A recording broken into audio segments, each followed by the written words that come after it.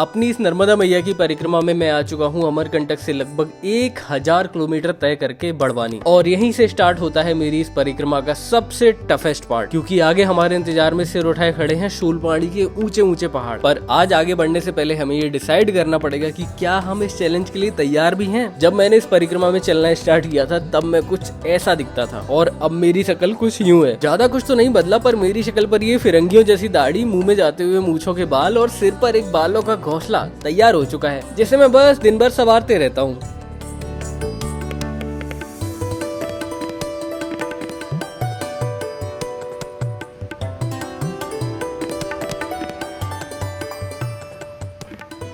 यहाँ से शुरू हुई थी परिक्रमा अमरकंटक से। यहाँ से चलते हुए हम लोग जबलपुर, जबलपुर से बरमान, करेली, पिपरिया वगैरह ये सब होते हुए ओमकारेश्वर पहुँचे। अरे क्यों तूने गलत बताया? रुक जाओ, मैं बताती हूँ। देख तू, हम जबलपुर थे, फिर जबलपुर नहीं अमरकंटक, अमरकंटक थे। अमरकंटक से हम लोग इस साइड गए ना, यहाँ पे होते हुए जबलपुर पहुँचे हैं। हाँ हाँ, तो अब हर स्टेशन का नाम थोड़ा ना ले सकते। हाँ पर लेंगे। पहले हम अमरकंटक थे, फिर हम गए मंडला, देन जबलपुर, फिर बरमान, फिर मेरे को उल्टा रखा है ना, मैं इटारसी, हरदा, फिर पहुंचे ओमकारेश्वर। ओमकारेश्वर, ओमकारेश्वर से महेश्वर होते हुए खलघाट होते हुए हम पहुंच चुके हैं बड़वानी। अब बड़वानी के बाद एक चीज़ यहाँ पे दिख रही होगी, यहाँ पे पूरी लाइन में केवल 2 जगह ऐसी हैं जहाँ हरा हरा है, एक ये है और एक ये है। हरे हरे मतलब जंगल। अब यहाँ से हमारा जंगल स्टार्ट होगा प्रॉपर, और जंगल जंगल में चलना है हमको जब तक हम स्टैच्यू ऑफ यूनिटी तक गुजरात में ना पहुँच जाएं।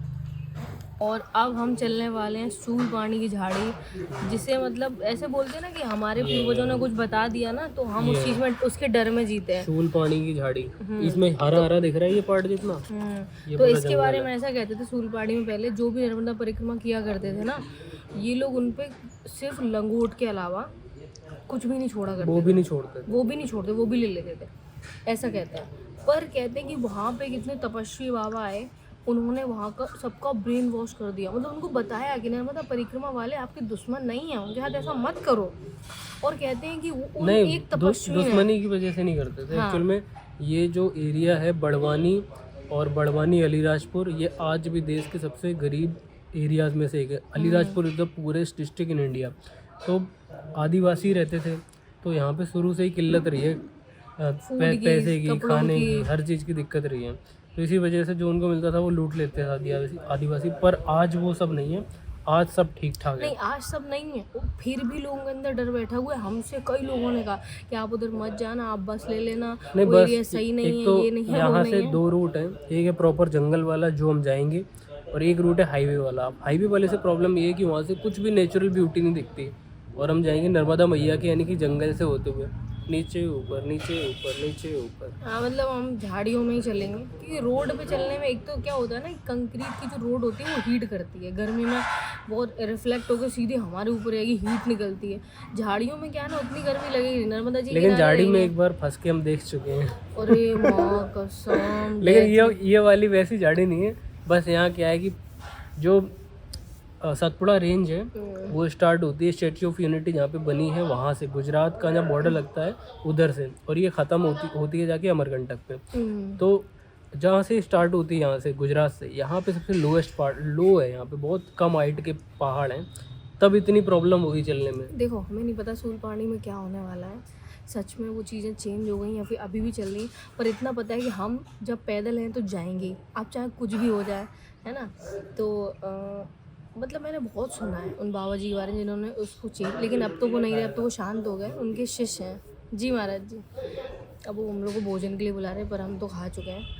तो मैं ये देखना चाहती हूँ वो इतने सिद्ध महात्मा। देखो, आप ये चीज़ देखो, आज तक आपने ऐसा देखा होगा, कोई भी इस दुनिया में है वो ना माया की तरफ भागता है। माया मतलब थोड़ा सा बॉडी को अच्छी चीज़ें प्रोवाइड होती हैं, जहाँ पंखा, कूलर, एसी, अच्छा रहना। लेकिन एक साधु जो सब कुछ छोड़ के एक ऐसे एरिया में रहा जाके, जहाँ उसने प्रण लिया कि मैं नर्मदा परिक्रमा वालों जो लोग परेशान करते हैं उनको लोग ना परेशान करें, उन्होंने पूरी ज़िंदगी वहीं दे दी। उन्होंने समझाया आदिवासियों को। उनका कहते हैं, एक शब्द कहा जाता है हृदय परिवर्तन। उनका हृदय परिवर्तन कर दिया। अब वो लोग जो लुटेरे थे वो अब सेवा कर रहे हैं। हाँ, जो पहले लूट लेते थे वो अब सेवा करते हैं, परिक्रमा में जो रहते हैं परिक्रमा। तो सबसे महान साधु मेरी डेफिनेशन में वही है जिसमें इतना बड़ा प्रण लेके अपना पूरा जीवन देते, तो इसीलिए कहा जाता है कि साधु सबसे बड़ा मतलब अभी तपस्वी जब हमने स्टार्ट की थी परिक्रमा तब आदिवासी थे, फिर हम रास्ते में लैंग्वेज चेंज होती गई। अभी जैसे हम लोगों ने कौन कौन सी लैंग्वेज देख ली है, बुंदेलखंडी देख ली, बुंदेलखंडी के बाद निमाड़ देख ली, निमाड़ के बाद में अब हम देखेंगे गुजराती। हाँ तो तीसरी तो लैंग्वेज चेंज होने वाली है। हाँ हाँ, सब बदल लैंग्वेज रहा है। चेंज हो रही, कल्चर चेंज हो रहा है, फूड बहुत चेंज है। कहीं खोपरा की मिठाई मिलती, कहीं गुड़ की, कहीं शक्कर की, कहीं केले की मिठाई, तो मतलब बहुत अब वैरायटी। फूड पता अब कौन सा मिलेगा, अब मिलेगा बाजरा। एक सुल्पानी झाड़ी से जिधर से आप जाने दे रहे हो हाँ। वो रास्ता अलग है और सड़क मार्ग अलग है। सड़क मार्ग तो पूरा सड़क की सड़क पे जान पड़े, वो क्या है कि अधिकतर बाइक से या साइकिल से ये वाहन वगैरह वाले चलते हैं, पैदल वाले भी चलते हैं। वो क्या सही रास्ता कौन सा महाराज जी? दोनों रास्ते अच्छे हैं, कोई दिक्कत नहीं है। लेकिन वो आज महाराज जी झाड़ी वाला क्या है कि मतलब पहाड़ी क्षेत्र लगता है तो ऊपर नीचे चलना पड़ता है। अगर चलने में आप मतलब कोई दिक्कत नहीं हो तो उस पे चलो, क्योंकि ऊपर लेकिन आपको जो आनंद आएगा वो झाड़ियों से ही आएगा। वो किनारे चलने में ज्यादा प्राकृतिक आनंद इधर ही आएगा। वो आनंद के बिना तो परिक्रमा बेकार लगती है। हाँ, छाछ है, ये मीठा है, खट्टा भी तो है, कितना खट्टा भी, उतना ही मीठा। मतलब गुजरात पहुंचने से पहले ही मीठा मिलने लगा। और देखना धनिया पत्ती देखना कितनी बड़ी है, मैं जरा निकाल दी धनिया कर रहा है इधर।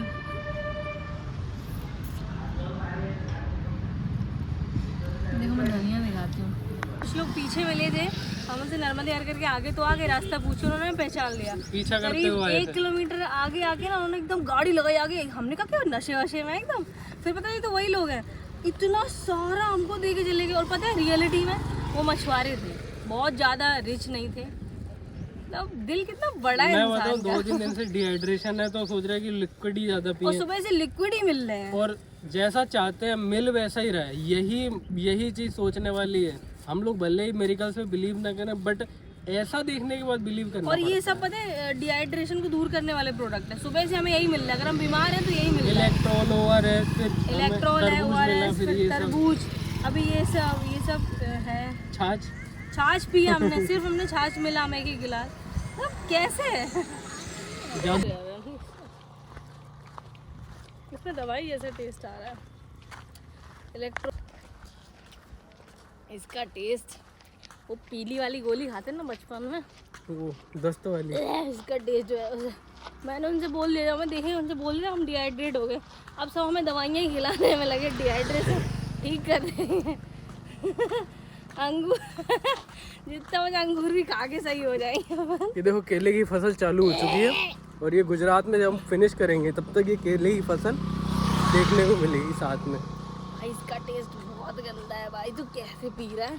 15 मिनट हो गए इसकी पीते अच्छा है, मतलब ऑरेंज वाला है फ्लेवर।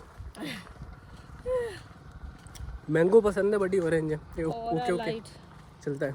यहाँ से अभी बड़वानी से आ चुके हैं, लगभग 15 किलोमीटर निकल के, 10 किलोमीटर तो हो ही गया होगा लगभग। और अभी यहाँ से पहाड़ दिख रहे हैं, यहाँ से पहाड़ दिखने शुरू हो गए, पहाड़ दिख रहे हैं। यहीं से पहाड़ी रास्ता स्टार्ट हो जाएगा।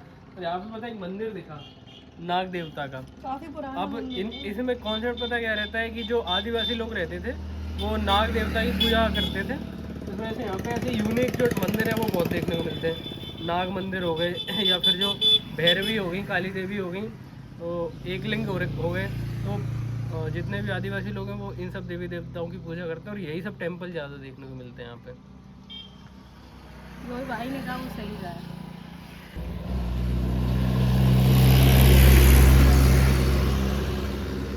रोड के साइड कहीं भी आप बैठ जाओ, एक ही आवाज आएगी, दिमाग ही खराब करके रख दिया। जब से इसके बाल बड़े हुए देखो, पूरे दिन देखो मूंछों को ताव, और दिन भर मूंछें इसकी बेचारे के मुंह में जाती, कटवा सकता नहीं। तो अभी मैं आदिवासी एरिया में हूँ, यहाँ पे ना इतना सुंदर सा बहुत पुराना मंदिर है काफ़ी। मैं सोच रही हूँ मतलब यहाँ पे नाग देवता की जो ये मूर्ति बनाई गई कितनी सुंदर कारीगर, 3D मतलब मूर्ति है, बहुत सुंदर है। मतलब ऐसे मंदिर में हमेशा ट्राइबल एरिया, सारी खासियत अभी कर ले जब मेरे बोल रही हूँ, ट्राइबल एरिया में ऐसे यूनिक मंदिर देखने को मिलते हैं।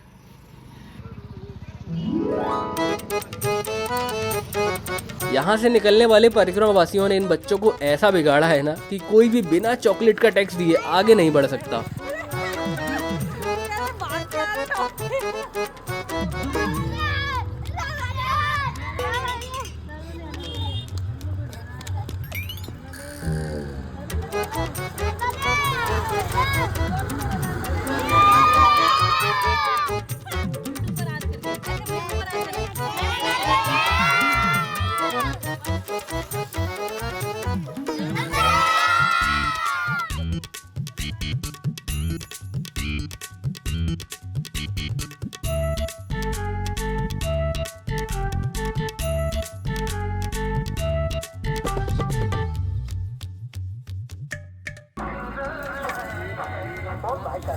एक के बाद एक गांव पार करते हुए हम आगे बढ़ते जा रहे थे, तभी दिखा ये गोलगप्पे का ठेला। कई दिनों से सात्विक भोजन तो कर रहे थे, पर आज मेरा मन नहीं माना। गोलगप्पे भी मेट्रो सिटीज की तरह 10 के 2 या 3 नहीं, पूरे 7।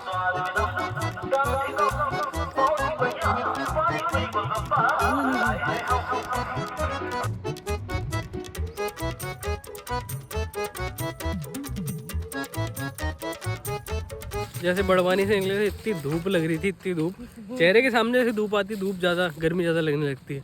लेकिन जैसे ही इंटर हुए पहाड़ों में, मतलब थोड़ा जंगल से स्टार्ट हुआ, वैसे ही एकदम ठंडक ठंडक सी लगने लगी है। अब अच्छा लग रहा है चलने में। अभी तक नर्मदे हर का जो हमने सुना है, वो नर्मदे हर का पहले वहाँ पे जब जबलपुर तरफ से, वैसे ये बिस्लरी की तरह। हाँ, बिलसरी, बेस्लरी तो पहले हमने सुना, सबसे पहले नर्मदे हर, नर्मदे के बाद के मरमदे हर, फिर हमने सुना लरवदे हर। अभी सुन के रहे लरवदे हर। लरवदे हर। मैंने कहा भैया अब तुम बस करो, हो गया बस। जिससे पूछो आश्रम कितनी दूर है, 1 किलोमीटर दूर है, आधा किलोमीटर दूर है, 1 किलोमीटर दूर है। बार बार 1 किलोमीटर चल लेते, फिर पूछते आश्रम कितनी दूर है, 1 किलोमीटर है। 1 किलोमीटर नहीं खत्म हो रहा यार। 2 घंटे से चल रहे, 1 किलोमीटर नहीं खत्म हो रहा। देखो इनकी कमी नहीं है पूरी परिक्रमा में। नर्मदे हर सब इनको टोल टैक्स देना पड़ता है। ये टैक्सेस क्योंकि सबकी पॉकेट चेक करते हैं। नर्मदे हर बस एक ही जन के पास होती है। सब बकरियाँ इसको इतनी पसंद है, बकरी के बच्चे यार। बकरी का तो ज्यादा वो खा लेता है उसको। पूछी ले रहा है इसकी, ये राम।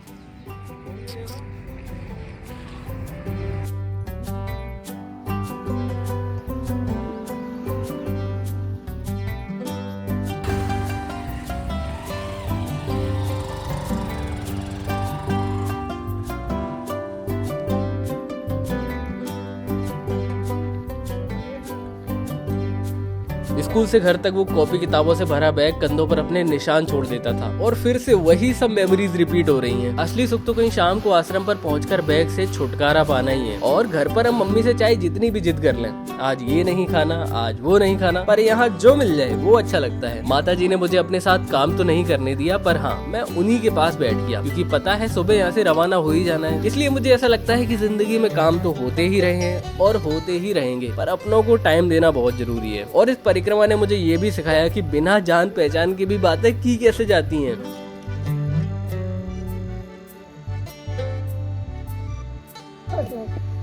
हमारा तो जीव घबराए के सब गांव में रह रहे हैं, यहाँ कितना आनंद आवाज के, मतलब शहर में रह के शहर में वाले रह नाते रहे की। अच्छा, तो जो लोग आते होंगे दिल्ली में ऐसे ही बैठते होंगे, हम बैठे। हाँ, गांव वाला अंदर रहेगा, शहर वाला इधर रहेगा। तो देखने को कहीं मिलेंगे तो बहुत आनंद आवाज। शहर में सब एकदम हमका सब पेड़ पौधा का नजर आ, सब एकदम मकान पर मकान जीव का कंक्रीट के जंगल है आपके शहर। अरे वो बिल्डिंगों के बिल्डिंग बिल्डिंग ही खेत है। वो सब कहाँ न जंगल बचे न खेत बचे। दिल्ली भोपाल का